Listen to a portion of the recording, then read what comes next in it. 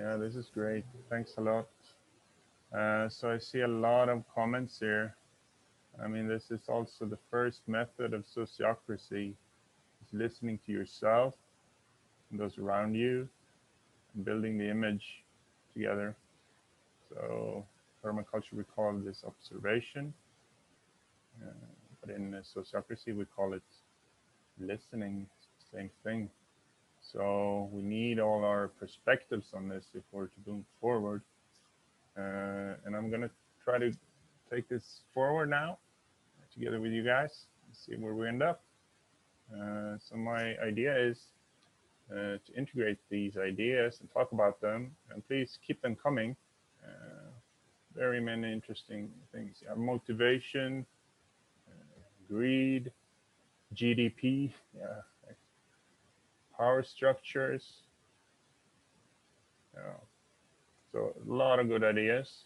Insecurity to change lifestyle. Yeah. The time it takes to navigate both systems. Wow. Yes. The paradox of it. Yeah. So moving on, and please keep it coming. Um, so if we look at what Bill Mollison says to this, any sustainable system, a sustainable system is any system that in its lifetime can produce more energy than it takes to establish and maintain. So look at this from a social perspective. We need people to grow, so we cannot produce waste. It's the permaculture principle of not producing waste. So we need things to grow, just like any ecosystem, just like any social system. And yeah, it's hard to say it, but maybe also a regenerative economical system. And that is not the GDP system today. But this is, for me, a very valuable, just one sentence. Sustainable is actually regenerative. Sustainable is not coming from a low place and trying to reach zero. It is passing zero by far, creating abundance and synergies. So we have a permaculture which we're trying to maintain, but it's within a dominant culture today. So we know a lot of about what we can do. You know, we can regenerate land, and we can build forest gardens, and we can grow our own food, and we can do all these great things, and we know it, and it gives us inspiration. But then we have the momentum. I mean, the momentum is a problem for us because many permaculture projects today, they are short term. We lose momentum somehow, and it's related, I think, to a lot of the inspiration that comes at first, but it doesn't really stay with us. So this is how we need to find a system where we do not lose momentum. And then it's decisions. In the long run, we have a hard time agreeing on quite a few issues. We have a hard time agreeing on what to do. What solution do we want to have? And then within the framework of how we speak, we kind of position ourselves to this. I want to do this. Yeah, but I want to do this. And when and how to do it. So implement and evaluation. So when are we doing it? How are we doing it? Well, we need the evaluation also to know how do we otherwise know when we achieved it? But also by whom. So decisions should contain these if we want to keep momentum. That's my perspective on it anyway. And now I'll move into how we use sociocracy to create these things. So I work at a school called Holma in Sweden, and we have a vision that is actually the three ethics of permaculture. We see ourselves in a future where we have a transition to care for the earth, people care, and fair shares. This is what the school is built upon. And it took us 2 years to reach this. And our mission is this. We're working with popular education as a tool for transitions. We want to transition society through courses in small-scale production, regeneration, and conservation of resources. And we're helping people to move from primarily being consumers to becoming producers. So this is a lot of text, but this is actually a very valuable text, because if we somewhere along the path lose our direction and become uncertain, we can come back to this. This is what we're doing. We're not doing this, we're not doing that. We're doing exactly this because this is our mission. So from this, and from what Rakesh said earlier, we need to redefine the whole term of school, which is kind of destroying quite a few of us passing through this school system of mostly the Western world, I would say, coming out pretty disturbed and individualized. So we need to take that back. So I'm just going to show you, this school has a board, and the board is made up of 8 different organizations, one of which is the Permaculture Network of Sweden, one is the Transitional Network of Sweden, and it's a Biodynamic Association of Sweden, and 5 different other organizations. So these are actually board meetings, not seldom around the fire. And this is where we generate the idea. This is not your general board.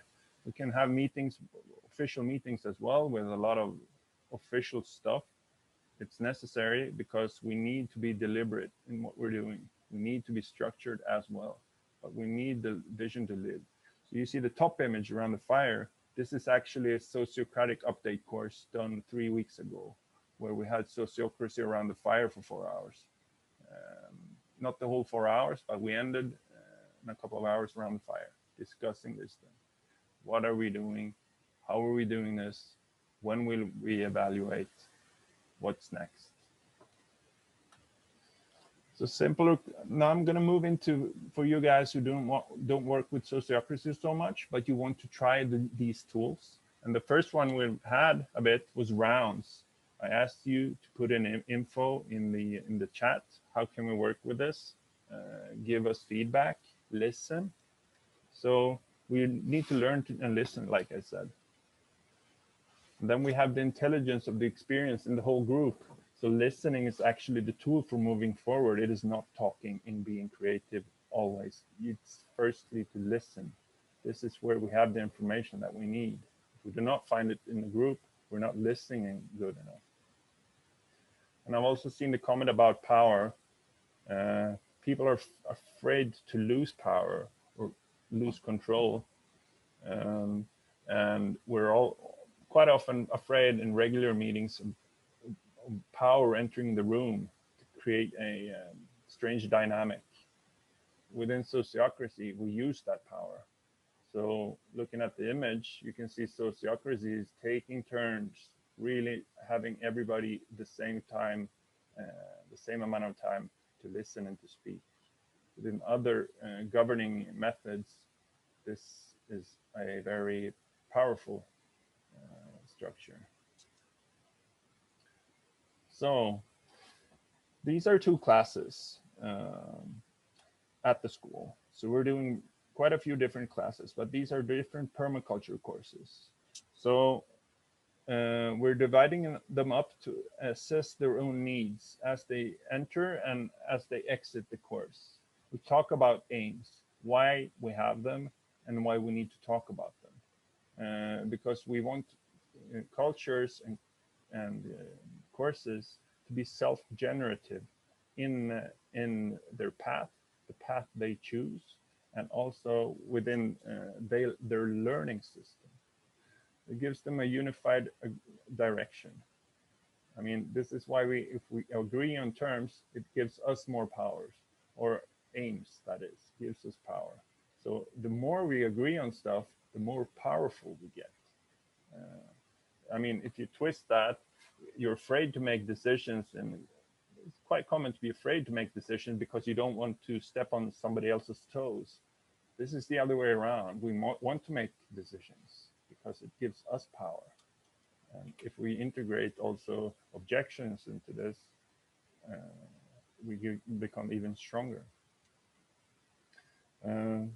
but as I said, we need to have a learning group as an aim in itself. So we don't just want a group of people who grow something and can harvest it. We need a learning aim as well, because if we learn, we become more powerful, we become more resilient.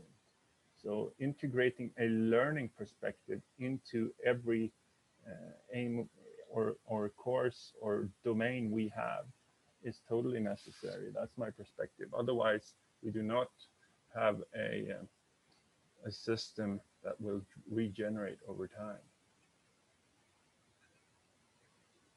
So when we enter sociocracy, we talk about proposals. And proposals are not positions. So instead of saying, I think we should, we say, I have a proposal. Maybe we could. And these are according to aims. So if we agree on an aim, I think we should grow 500 kilos of potatoes, for instance. Oh, I have a proposal. Maybe we could. So that's a proposal. It's an open proposal, and it can be discussed according to the aim.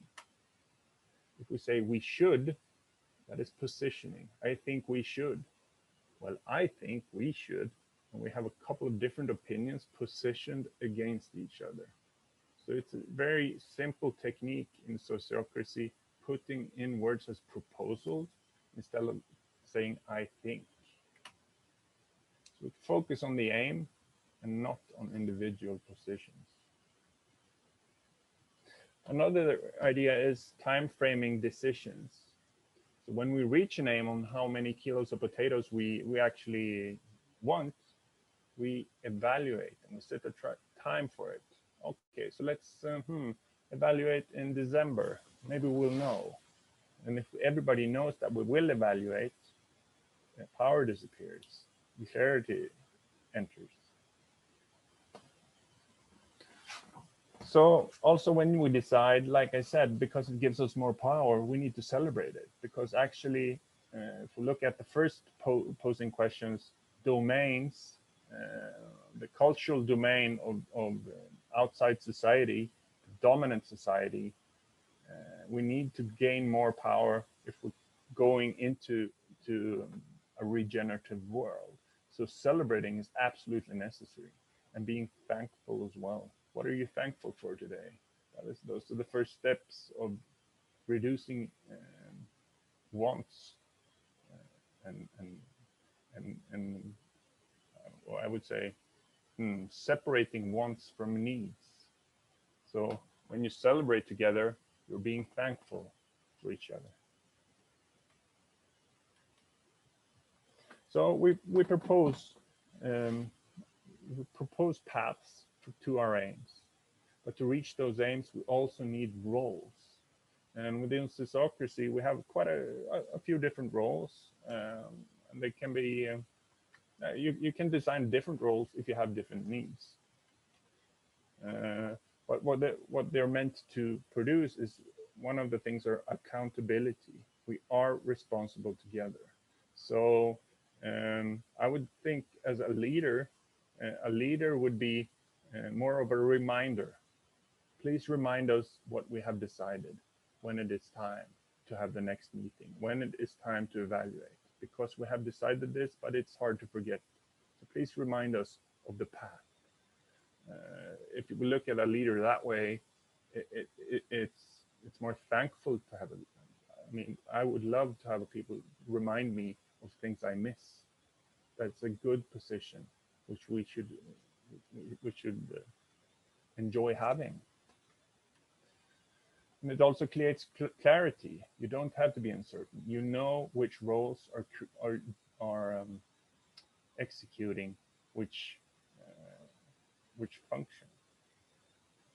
And also with roles, so if we don't want a dictator in any position, we also have roles for evaluation with open terms on every role. So if we have a leader, we need to time frame it, evaluate it, and maybe also, as we do in sociocracy, we elect new people into these roles. So looking at what I just said, reminding us that it's maintenance work. That's what we in permaculture call maintenance. That's a maintenance role. Remember what we decided. We're meeting on Tuesday. We need to adjust to this and this. New info has come in. We need a new decision. Does anybody have a proposal? Secretary is also super important, I would say, for clarity and transparency, because if we do not have that, we forget what has been decided. And then we need somebody who is not the leader, who's leading meetings, facilitating meetings, keeping the momentum, as we talked about earlier. So, and that these three roles are key roles in sociocracy, which also are important to be able to evaluate and replace. And when we evaluate and try to improve, we can ask us these are the 4 questions of permaculture. What went well? What can be improved? What are my next steps? What is my bigger vision? If we remind us of these questions all the time, we do not lose our path. And if we have an uncertainty in the group, we shorten the terms of evaluation. Well, could we try it in 3 weeks?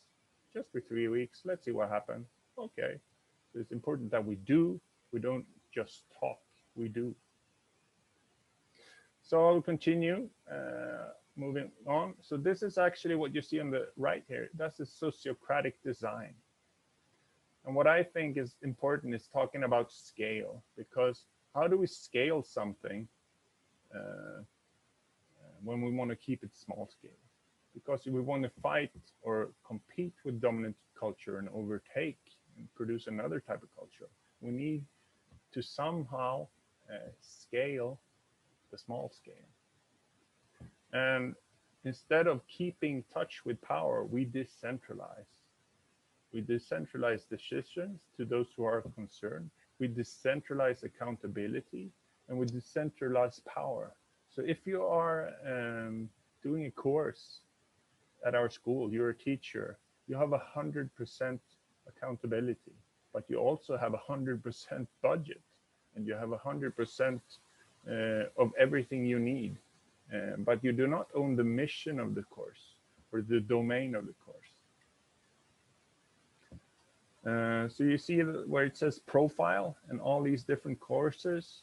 Let's see if we have this here. I'll show it here. This is the PDC. This is the building course. This is resilient entrepreneurship and different type of growing courses, food forest courses, and doing their thing. And they're in their domain. And they are totally more or less autonomous in this. They can do whatever they want with the money.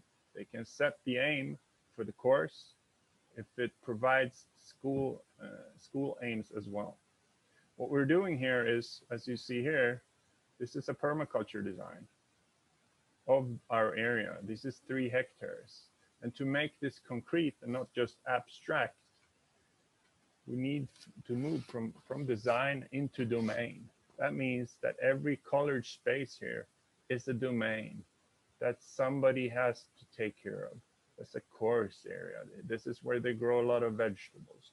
This is where the forest garden is, and so forth. And this is currently the construction course area. So we need transparency and clarity also on a physical level, not just abstract and in minutes, in notes, hands-on. So I'm going to show you a short video clip. This is the construction course at the moment. And this is where we have, hope you can see this. It's not lagging a lot. So we're moving, this is the course that is building what we need. That means building an outdoor kitchen at the moment, an outdoor classroom. They started this course, they built their own classroom. And they build furniture from scrap wood for the school. And they also have school needs, outdoor kitchens, and we just now built a water treatment system. This is them constructing with clay, all organic construction, and building this outdoor kitchen. And it's come to terms. This was this winter, and the course is running along. And this is how it looked a couple of, maybe a month ago. And now they are even fixing it, and we're moving in soon. So this is one course. And then we have the other courses as well. This is the organic growing course, which has been on TV, actually came and visited us a lot. And what are these guys doing? And they grow, they plan and decide, produce for the food for the school. And they have rounds. They also teach market gardening and co-sustenance, not self-sustenance, but co-sustenance, which is how do we do this together in a transition world? This is the food, this is the forest gardening course. This is one of the biggest forest gardens out at the school. It's an area of around 5,000 square meters. And as you can see, it's quite huge. And they have the domain of producing food. And also systems design. So every class is in here and get taught more or less system design. Doesn't matter if you're forest gardener or not. Then also we have the PDC course, which has its own school goal. So one of the school goals here is, so this is, so check this video. This is decentralizing circles. That means we do not only want circles in the school, we want circles moving out into real life and keeping momentum. So this is actually this course going out and doing work in places. And this course actually decentralized itself and is now an own learning circle outside of the school with regular meetings. So this is succession. Here we spent, I think, 4 days just moving around different farms, trying different locations, and also helping out. So to the boring stuff.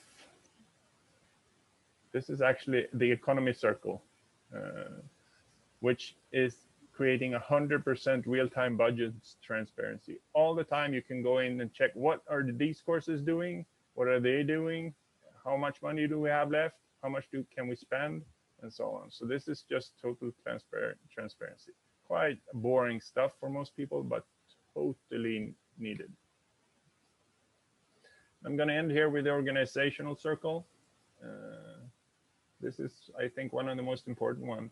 I'm elected headmaster on a 2-year term, and that term ends in December. So in the organizational circle, we create, that's the future circle of sociocracy in this organization. And anybody who's elected headmaster sits with a couple of other roles in this circle and tries to create an overview. All these meetings are always open for anyone to join. And the most important thing, it's open, all roles are open. So in December, we are electing new people into these functions. So this is the way to create successions in roles as well.